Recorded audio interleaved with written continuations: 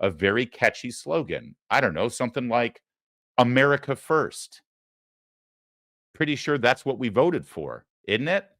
Pretty sure that's one of the slogans of the administration you are currently a part of, Mr. Ramaswamy. God, I like you so much. Why are you doing this?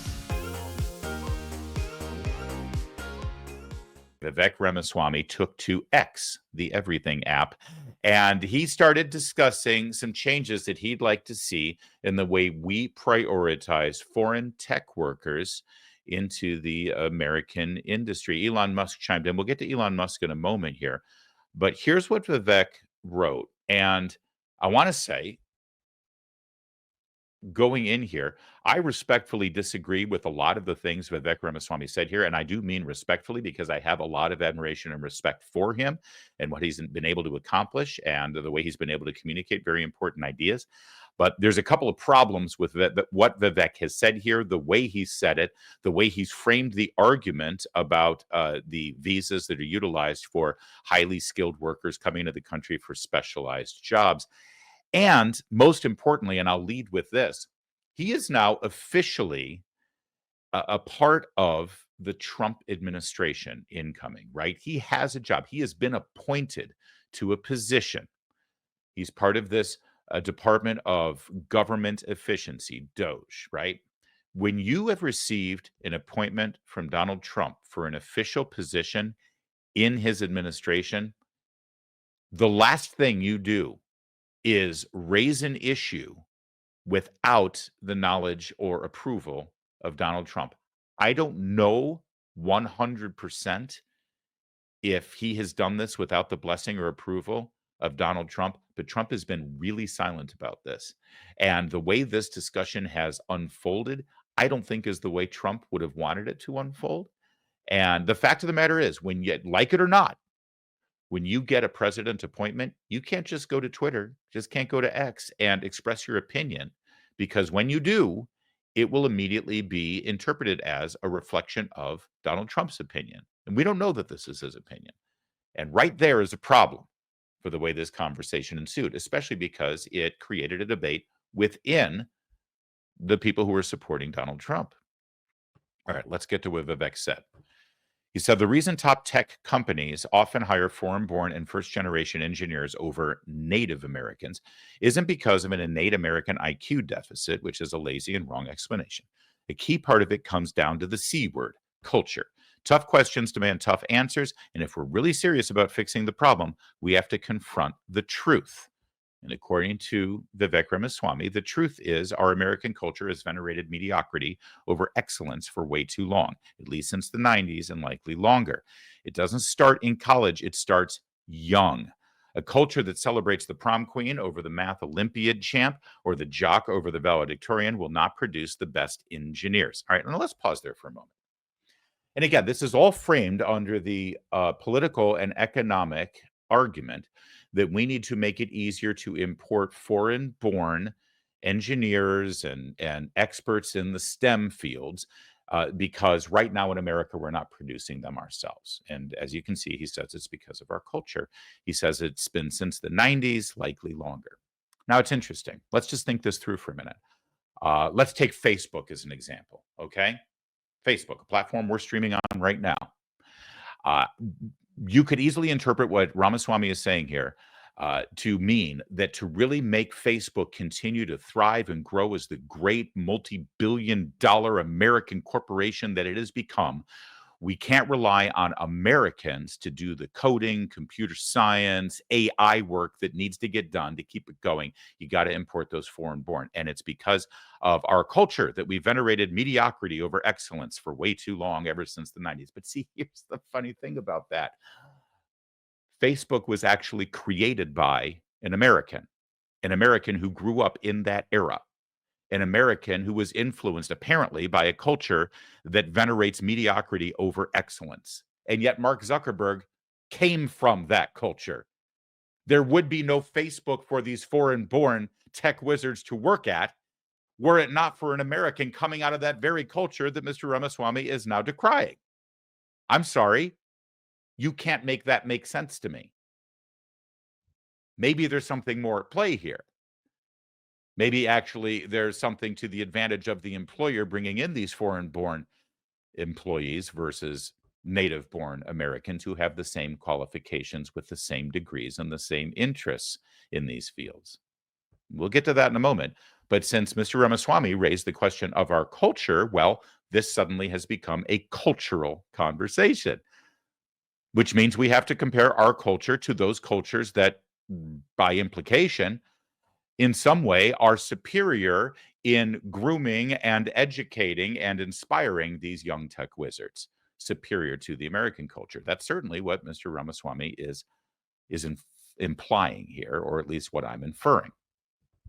He continues, a culture that venerates Corey from Boy Meets World, or Zack and Slater over Screech in Saved by the Bell, or Stefan over Steve Urkel in Family Matters will not produce the best engineers. It's basically saying, why do we make fun of nerds? We should be celebrating nerds. I think that's a little trite and reductive, to say the least, about those sitcoms, or to suggest that those sitcoms in some way are reflective of what our broader culture at the macro and micro level embrace and empower. But fine, I appreciate the pop culture references, so I guess we can go with it.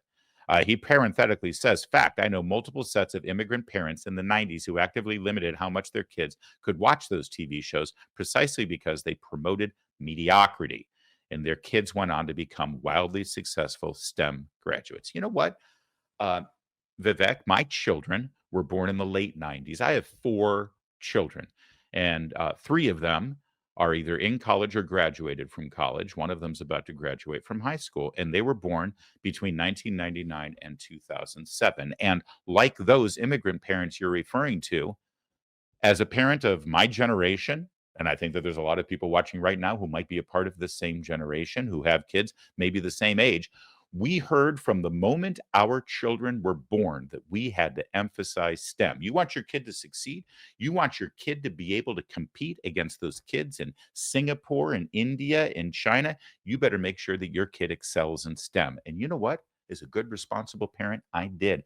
I made sure that my kids were emphatically educated in STEM. We homeschooled our kids for quite some time until they ended up going to private schools and public schools. My kids, I had one kid that went to a charter public school, one kid who went to just a basic plain vanilla public school, and I have another kid who went to a private parochial school. All right. And my 4th kid is still being homeschooled right up through high school graduation. So I've tried all of the different types of educational experiences. And my 3 kids who got into college, the first one got into a great UC school on biology, STEM. The other kid went to one of the military academies. That can't get a better STEM education than that, right? Graduated with a Bachelor of Science with cyber training. And my 3rd kid currently got in with computer science and is getting a math major and a physics minor. STEM, STEM, STEM. We did the right thing, Mr. Ramaswamy. We raised our kids to do exactly what those immigrant kids that you're referring to here did. But see, here's the problem. Based on what you're suggesting here, my kids who were raised the right way and educated the right way and are getting the degrees and all of the things you say they should get a degree in, now they're going to come out and join the workforce. And you're suggesting that really what we need to do is increase the number of foreign-born STEM educated individuals to take those jobs that my kids are fully prepared to take. Well, that doesn't make much sense, does it? Does it? I mean, maybe, just maybe, we should go ahead and offer those jobs and make sure that those jobs are first filled by, well, people like my children, people who did the right thing, got that education, got the degrees, graduated from college in STEM. Why don't we give them those jobs first? And then if there are any jobs left over, then sure, let's go ahead and fill those jobs with these tech wizards coming from foreign nations. It's weird, that whole idea, that concept of hiring American-born, as you put them, native in quotation marks, kids who have gotten those very STEM degrees that you treasure right now, hiring them first. You could boil that down to a very catchy slogan. I don't know, something like America First. Pretty sure that's what we voted for, isn't it? Pretty sure that's one of the of the slogans of the administration you are currently a part of, Mr. Ramaswamy. God, I like you so much. Why are you doing this? It makes no sense. Let's go back to your tweet. More movies like Whiplash, fewer reruns of Friends, more math tutoring, fewer sleepovers, more weekend science competitions, fewer Saturday morning cartoons, more books, less TV, more creating, less chilling, more extracurriculars, less hanging out at the mall. In a very real sense, you just described in many respects the way I raised my kids. Although there's a slight difference because my kids were raised in an American culture, not in an Indian culture, not in a Chinese culture, not in some other foreign nation culture. And that is significant and it's important. And we'll get to that in a moment because I understand part of the point that he's making here, but it's about to boomerang on him. And again, I don't think we Americans should apologize for the culture that we have worked hard over the last 2+ centuries to create. I don't think we should be penalized because we've created such a prosperous culture that allows us to actually raise our children with a more well-rounded experience than their counterparts in, well, let's face it, third world impoverished nations. I don't think we should be penalized for that. In fact, I think we should be rewarded. And we'll get to it in a moment, but let's finish up with his tweet. Most normal American parents look skeptically at those kind of parents. More normal American kids view those kinds of kids with scorn. If you grow up aspiring to normalcy, normalcy is what you will achieve. Wow. Now, close your eyes and visualize which families you know in the 90s or even now who raise their kids according to one model versus the other. Be brutally honest. Normalcy doesn't cut it in a hyper-competitive global market for technical talent. And if we pretend like it does, we'll have our asses handed to us by China. This can be our Sputnik moment. We've awakened from slumber before, and we can do it again. Trump's election, hopefully, it marks the beginning of a new golden era in America, but only if our culture fully wakes up. A culture that once again prioritizes achievement over normalcy, excellence over mediocrity, nerdiness over conformity, hard work over laziness. That's the work we have cut out for us, rather than wallowing in victimhood and just wishing or legislating alternative hiring practices into existence. I'm confident we can do it. And 2 American flags to boot at the end there. All right, listen. There's a lot here to unpack, and there's a lot to discuss, and there's a lot to debate. And by the way, there's a lot that he gets right here. He does. And I invite you to engage in that debate right now. That's the beauty of social media. That's the beauty of what we're doing here with this program. You can't debate when you hear this discussed on CNN or ABC News, but you sure can here. That's why we have a comment section down below. And I'd love for you to say, whose side are you on here? Who do you agree with and who do you think is right? Because again, I agree with much of what Vivek said here, but not all of it. As I mentioned, I think that American children who have done the right thing and gotten those degrees, they deserve to be rewarded.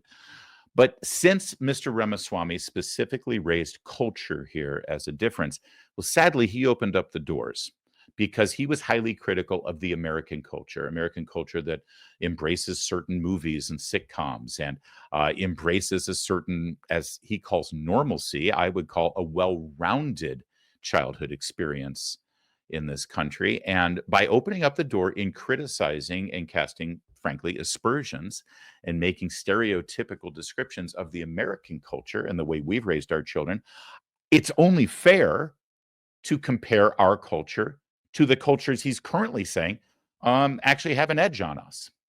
And sadly, in response to Mr. Ramaswamy's criticism of the American culture, there were a lot of people on social media who, frankly, were borderline bigoted in their descriptions of the alternative cultures that Mr. Ramaswamy is holding up. And I certainly don't want to go in that direction. I don't like stereotypes about cultures, and I certainly don't like making observations that could be interpreted as bigoted about an entire swath of people. Although I think that if you look at it, Vivek kind of did that about Americans. Here's the thing. If you grow up in a third world impoverished country, and the fact of the matter is India, as wonderful and dynamic culture that is and nation that is, it is incredibly impoverished. There are people growing up in absolute filth and poverty in that country. It's horrific. And of course, I want them to be able to elevate themselves and get them out of their poverty. If you're growing up in a culture like that, and you know that your one ticket out is to get that degree, to get that education, to get that STEM, education that will actually get you the ticket out of that country and to another more prosperous country, then of course you're going to raise your child to focus singularly on that, right? You're raising your kids in poverty. You want what's best for your kids, and you know that the economy in the country you're currently living in is not going to allow for your child to thrive. The best opportunity they have is to get the education, get out of that country, move to another country. Well, you're going to do whatever it takes to move heaven and earth and make sure that those kids get that education, even if it means those kids can't have, well, a normal or well-rounded childhood. But you're going to do it because you love your kids and you want them to get out. All right, that's fine. That's fine. It is. We're not in that situation in this country. We are the most prosperous nation on earth. We have worked our for decades, making sacrifices on behalf of the rest of the world to maintain that we are free, that we have a strong economy and strong, free, liberty-based capitalism that other countries have not had. They've dabbled in socialism. They've dabbled in top-down economic control. We have fought like hell to make sure that our country remains free so that we can be prosperous, so that we can offer those opportunities to foreign nationals to come here and finally get out from the poverty that their country and their economy has given them. And it has allowed us as parents to be able to raise our children to look at things more than just being a cog in some tech giant's corporation. I did not raise my child to be a model employee. I shouldn't be punished for that, should I? We Americans raise our children prioritizing things that go well beyond, someday you need to be the perfect employee for some Silicon Valley tech wizard. And you're going to do everything you can during your childhood to get the right education so you can make sure you show up every day and make somebody else rich. Yeah, we don't raise our kids that way. I did not raise my kids to be an employee. I raised my kids to be a well-rounded human being, and I don't think we should be punished for that. We raise our kids with priorities that go well beyond just getting a degree so that they can work for someone like Vivek Ramaswamy, right? And that's a good thing. You see, I raise my kids to be a good human being, to be a good Christian. I raise my kids to have interests that go well beyond just what they've learned in school. I raised my kids to understand and appreciate great literature. I raised my kids to understand and appreciate great art and dance and music. And there's nothing wrong with that. In fact, that should be encouraged. We are mandated to raise our children to be good, moral, ethical human beings that goes well beyond just being a great employee at a Silicon Valley tech company. What's wrong with that? And by the way, our kids can do both. They can be raised with well-rounded cultural literacy. So yes, they appreciate pop culture, they appreciate art, they appreciate literature, they appreciate their religious faith. We also raise them to have great moral fiber so that they're patriotic Americans and they love their country. We also, by the way, since we've raised the jocks versus the nerds, I feel like I'm living in some late 90s movie, Vivek. Yes, we raise our kids to appreciate organized sports and team sports so that they can be a part of something bigger, so that they can learn that when they're a member of a football team or a volleyball team or a track team, that they are actually working together with other people and building strong bodies that God gave us and wants us to build them strong and healthy so that they can work together and actually achieve something well beyond just getting good grades. And that's a good thing. You look at our military academies, that's what they're looking for when they bring somebody in at the Naval Academy or at West Point or at the Air Force Academy even. They're not just looking for the best grades, they're looking for the best well-rounded leaders who have great physical attributes because they've been working in a team environment with other kids that are athletic, and they're also show great leadership qualities. That shouldn't be overlooked. And we, because we are upper middle class in this country and we have the ability to raise our kids with all of those skills and all of those ethics and all of those morals for well-rounded human beings, We should be rewarded for that. Our kids, in fact, will be great employees, not just because they've focused for the last 18 years of their lives on STEM and science and engineering and spreadsheets and artificial intelligence, what have you. Yes, they've done that, but they've also been able to experience all of those other things too. And that's what our country should encourage. But see, here's the problem. It comes back to this H-1B visa question. See, the H-1B visa is a way for employers to be able to bring in foreign-born workers to fill jobs that they claim are specialized jobs that only these foreign workers can fill. But it's being exploited. And by the way, those foreign nationals are being exploited. See, I'll give you a perfect example of the H-1B or the H-2B visa program. I live in the DC area, right by the Chesapeake Bay. You know, we're known for our great blue crabs and our crab cakes. We got great crabs in Chesapeake Bay. I know you can make jokes about it, but we do. And every year during crab season, we've got hundreds of thousands of these little blue crabs that need to be cooked, and then the meat needs to be picked out of them so that we can make these great Maryland, Virginia crab cakes. And for some reason, I can't tell you why, but for some reason, the job of cleaning out these crab shells and picking all the meat out of them as fast as possible seems to be a specialty of people coming from Colombia and Nicaragua and Haiti and Central and Latin America. Mostly women, by the way. They're just really great at it. I can't tell you why, they just are. And so here in the DC, Chesapeake Bay, Maryland, Virginia area, when it comes crab season, we import a bunch of specialized seasonal workers to get all of that crab meat out of the crabs. Now, partly it's because these people, for some reason, have a great acumen for it and they're great at it, and they're seasonal workers. They come in here, they do the job, they make their American money, and then they go back home at the end of crab season. That's what specialized seasonal employment is supposed to be. And also, I'll add to it, frankly, these are those jobs that Americans won't do. They really are jobs that, for some reason, people growing up in the Chesapeake Bay area no longer want a job sitting there cleaning out crab meat from a crab. All right, that's fine. If there are workers who are willing to do it and we can bring them in and they do it and then they go home, perfect. Makes perfect sense. How does that translate to a software engineer working for Facebook or Google? Seriously, how does it translate to that? Those are not temporary jobs. Those are not seasonal jobs. They are specialties, but they're not specialties that American-born employees, potential employees, aren't skilled enough or willing to do. They just aren't. But we utilize this H-1B and H-2B visa program and distort what it was really meant to be. Oh, we got to bring in these programmers from India to do this because we can't find the specialized people with the degrees in America. Well, I'm sorry, but that's absolute bull. The reason why they want the Indian workers to come in, these employers, is because if they come in on the H-1B visa, they have to stay working for that company.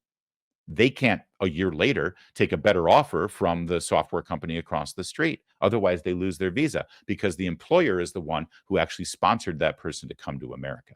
You want to stay in America? You want to keep working in America? This is the only way you're going to do it, and you got to keep working for me. So you can pay them less.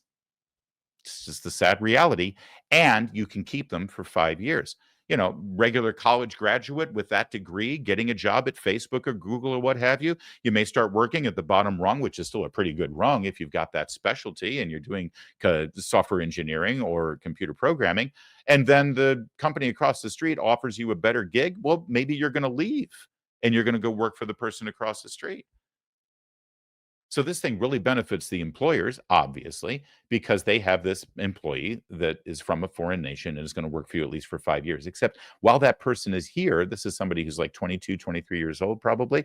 They come to America. They're working here because they got out of their country of origin. And guess what? Over those 5 years, they're going to probably meet somebody and they're probably going to fall in love and they're probably going to get married. And then that makes them a naturalized citizen. So this really isn't a seasonal temporary worker visa in the long run. Oftentimes it becomes a permanent way to get your green card and get your citizenship. And then listen, if someone's contributing to this country, great. But don't lie to me. And don't tell me that this is the only way that these companies can get these employees. And don't tell me this is temporary, because it ends up not being temporary. And by the way, Why in the hell are we having this conversation at all right now? Could we get into office, secure the border, and fix the problem of illegal immigration before we start discussing how to expand legal immigration or expand legal visa programs? This is what I mean by getting out in front of Trump on an issue like this. What are you doing?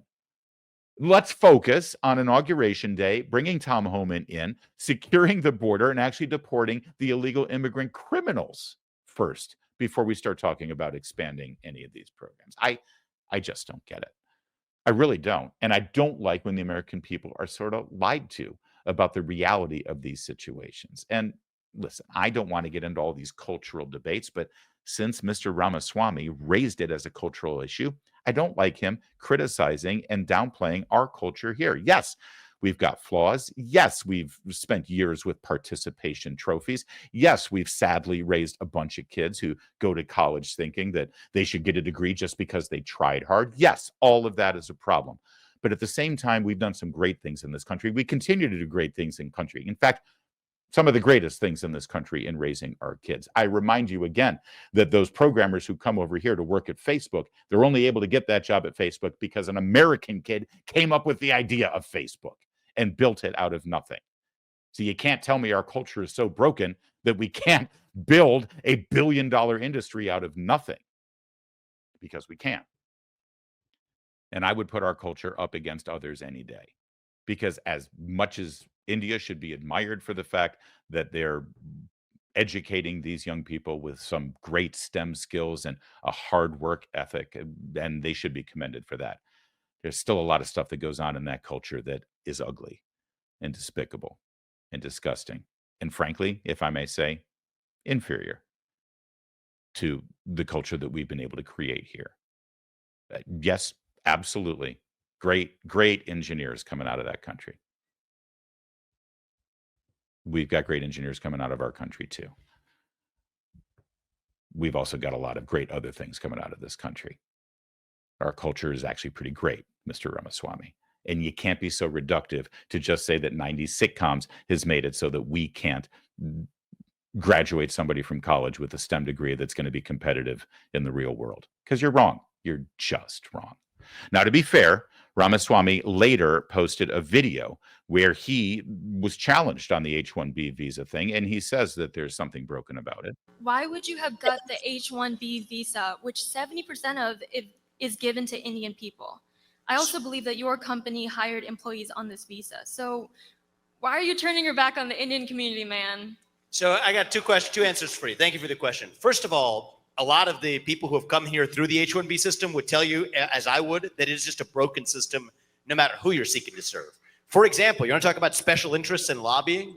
This is direct Silicon Valley lobbying that said that if you get your H-1B visa and you're hired by one company, you're effectively like a slave. You can't switch to a different company. That's not a free labor market. So there's so much that's broken and bureaucratized. All right. So he just said exactly what I told you about the H-1B visa program, and he says it needs to be fixed, although he didn't really offer a fix either in this video or in his post on X, the Everything app. But he's sort of all over the map here, isn't he? This is what he said when he was running for president. No, this is after his campaign, but it was within the last year. So he gets it. He understands. So what exactly is he talking about in talking down about the American culture and where we are right now, and boosting up and making excuses for foreign cultures? I don't get it. Elon Musk, by the way, chimed in on this. He wasn't going as far as Ramaswamy was. Here's what he said. Maybe it's a helpful clarification. He wants to bring in, via legal immigration, the top 0.1% of engineering talent as being essential for America to keep winning. It's like bringing in Jokic or Wemby of the world to help your whole team, which is Americans, win the NBA. Thinking of America as a pro sports team that's been winning for a long time and wants to keep winning is the right mental construct. Okay. And I don't think anyone's arguing that if you've got some super, listen, we had to bring in Einstein. Well, we saved Einstein from Hitler, but then when he was here, he helped develop our rocket program, right? And, as well as other things, and a lot of other foreign-born nationals helped with the engineering of our space program. No one's saying that we can't bring in any foreign nationals. What we're saying is, what's the priority right now? And we should fill our jobs first. Again, I want to use that little phrase. It's kind of catchy. America first. That seems to be the better way to go. So, I mean, listen, is this a civil war within MAGA? Is this a throwdown? And are people canceling and excommunicating Vivek Ramaswamy and saying that he's no longer part of the club and he shouldn't? Of course, that's stupid. Everybody stop. Vivek is a valuable voice and he's an important intellect, and he has been very important and will continue to be very important. And so is Elon Musk. Obviously, we're not always going to agree on everything. And hopefully we can have this conversation. And I think since Vivek Ramaswamy has posted a lot of things since this first post, and he edited that first post a couple of times within the first hour, he recognizes that maybe he went down a path that he shouldn't have gone in a way that he shouldn't have gone. And so we can have these conversations. We should have these conversations, and we need to be able to debate and discuss them so that we know exactly what our values and what our principles are going forward, and let that guide our policies. That's good. It's very good, in fact. And we can move forward in a constructive way on it. And I just have, two things to suggest. Don't get out in front of Donald Trump on discussions like this, because you're actually working for the man now, even if you're not getting paid. If you're a presidential appointee, sorry, you've given up the opportunity to voice your own opinion about something, not without it being immediately directly linked back to Trump. So let's do that. Let's stay in our lane on things like this. And secondly, if you really are going to raise these issues as cultural issues, it appears as though you're elevating other cultures up as being superior in certain respects to the others. And if you're going to do that, well, then those cultures are open for criticism as well.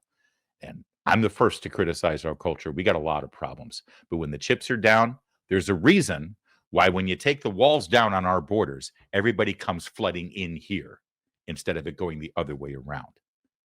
And part of that, yes, includes our stupid sitcoms. Guess what, Vivek? We can enjoy Boy Meets World, and we can laugh at Urkel, and we can still raise our kids to be really smart, really great members of society, not just employees, but great Americans.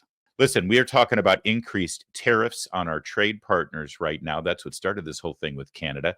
We've got tax cuts coming up, hopefully, and the locking in of the current tax cuts that are supposed to expire at the end of 2025. We've got changes to regulations that Donald Trump has promised. All of this is contributing to the realization that you need to learn more and more about gold right now. It's a viable, the most viable diversification tactic, and you need to know about it now more than ever. Birch Gold, the only gold company that I endorse, is releasing their ultimate guide for gold in the Trump era. It's specifically designed for the era we're about to embark upon. You need to have this information. And to make it even more relevant, the foreword to this ultimate guide for gold in the Trump era was written by Donald Trump Jr. So we're excited to offer you a free copy of this guide, along with Birch Gold's free information kit on gold. All you got to do is text my name, Larry, Larry, text that to 989898. And you get that free guide with the foreword written by Donald Trump Jr., and you get the info kit on gold. Fact is, the national debt continues to increase. Our interest payments on the national debt continue to increase. Gold is still your hedge against a weakened dollar, and Birch Gold is still the company I recommend. They'll help you convert an existing IRA or 401k into a tax-sheltered IRA in gold with not a penny coming out of your pocket. Text Larry to 989898. Get your free copy of the ultimate guide for gold in the Trump era. There is no obligation here, only information. And if you like this show, you like having information, so you can make your big grown-up decisions all by yourself. So do that. Text my name, Larry, to 989898. Thank you for that.